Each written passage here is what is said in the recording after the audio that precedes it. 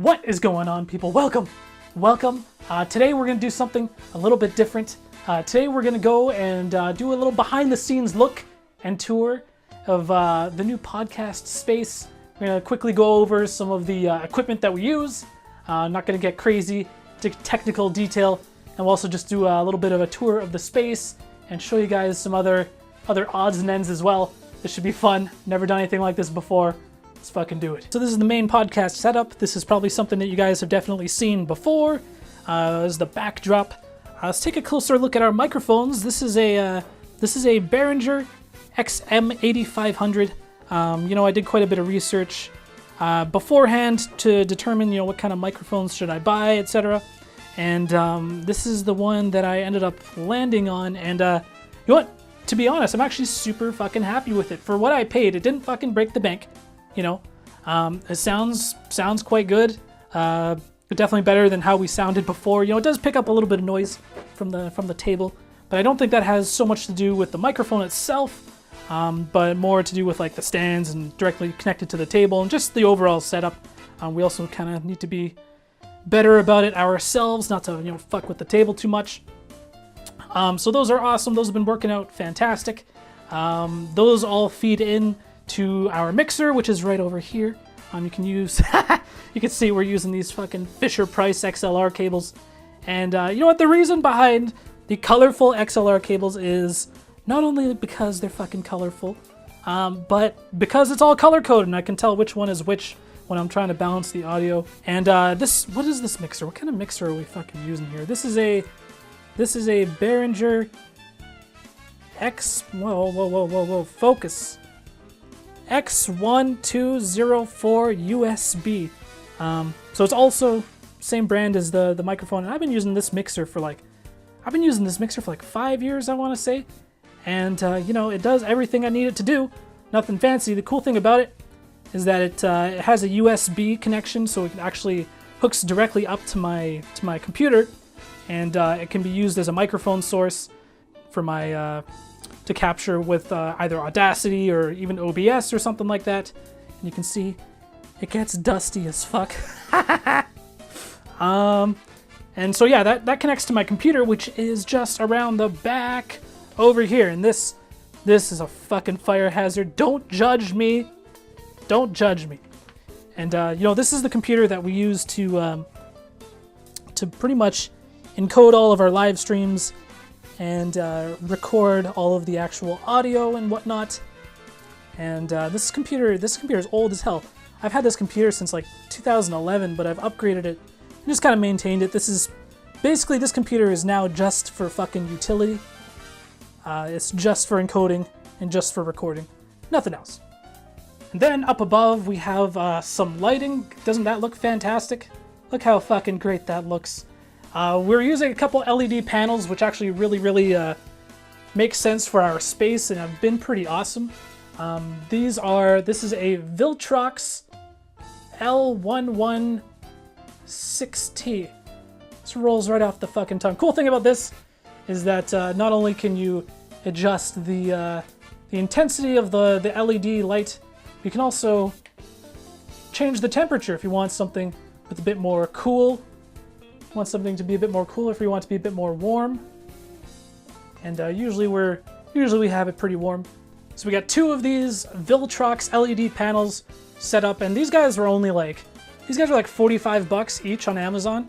And again, I did quite a bit of research to kind of figure out which ones I should buy. And there's like a lot of lighting solutions that you'll find for like a professional space are like gigantic, and I needed something that will fit in the limited amount of space I have to work with here.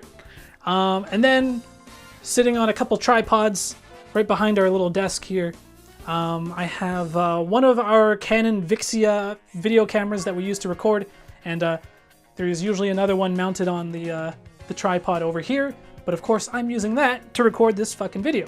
For game capture, I use the AverMedia LGP. I have been using this thing for like 5 years, and it has served me well. Cool thing about it is it's also got an audio out, which I actually have running to my mixer, and the mixer then is able to balance both the game audio and the mic audio, so you have really good control over all of your shit.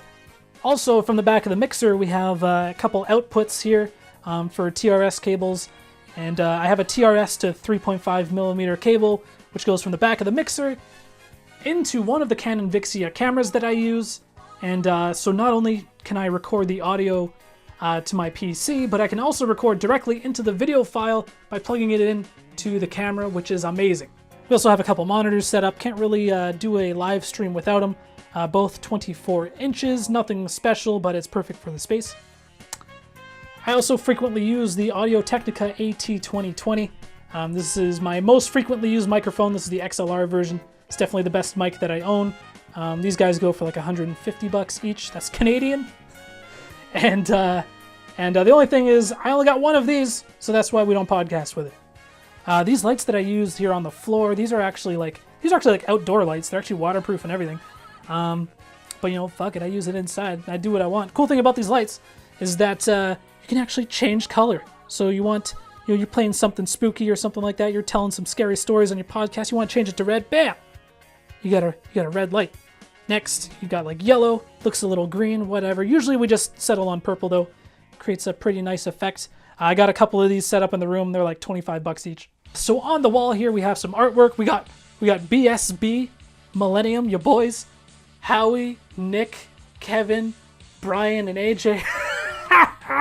And you know what? This actually belonged to my girlfriend, and she had this up on her wall when she was younger and like a kid.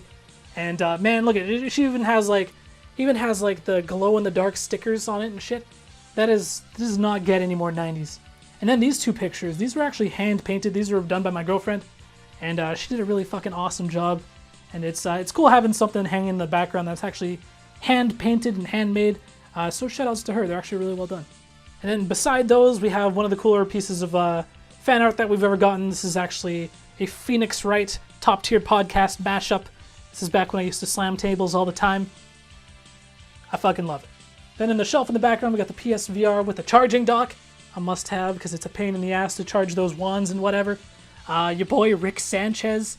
We got some consoles, the Dreamcast, all the ones that mean the most to me. We got a couple Super Nintendos. Everything here is operational. Got some figures and whatever knickknacks. I don't really collect pop figurines, but you know, if I do, you know it's gonna be Resident Evil related. Shoutouts to your boy Nemesis. So that's the wall with all the artwork and the shelf and whatever. And then beside that, you got the red curtain. The red curtain actually serves a purpose. It's actually covering a closet that's hidden behind there, and I think it looks pretty slick. You know, I saw the red curtain. I'm just like, you know, it reminded me of Twin Peaks, and so I'm just like, yeah, let's do it. And like all full-grown men, my plush toys are hanging in a hammock in the corner of my podcast room. Shoutouts to Appa. Yep. And then behind the scenes, we got some more shit on the shelf over here. This is what happens when you subscribe to Loot Crate. Yeah, your amiibos down here.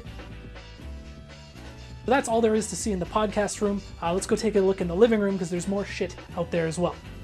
So this is the shelf where I store most of my physical games.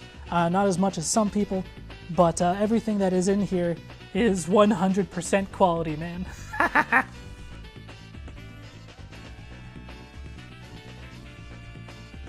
Oh man, I've almost finished this one. This is my boxed copy of Super Smash Bros. For Nintendo 64. Mint condition. I don't have many DVDs, but the ones I do have are some of the best films ever made. These are all the medals that we've gotten for doing Extra Life over the years. These are really important to me, man. This is the Public Cocoon bead sprite made by Esports Money Bay Rudy. Shoutouts to him for this. Then also out in the living room, we have my actual desk and workstation. This is the Mac computer running Windows that I do actually do all of my editing on, and this is where I actually upload all of my content. And then beside that is my actual gaming PC, which is strictly used for gaming. And then a must-have in my house is an actual CRT television. Some people think that these are garbage and a dead technology, but I still find a lot of value in them. And you know, one day these are gonna be a hot commodity one day, man. Plus, it's got a built-in VHS player. Are you serious? Anyways, that is it for this video. I hope you guys enjoyed the tour and whatnot. Be sure to actually check out the actual podcast, top tier podcast is linked in the video, etc. Thank you so much for watching. Peace out. Some of the nerds here, dude, they know how to party. Oh, yeah. They go hard. They go hard. It's actually like, holy shit. I was not expecting that. I remember we were just there on the dance floor. You know, sometimes you see some suspect shit. I'm not going to lie. Like, I was there on the dance floor. There's a guy there, fucking just in his underwear. What? I didn't see that. Did you grab his ass or No, I didn't. I'm just like, this Give is a him a little little weird. love tap.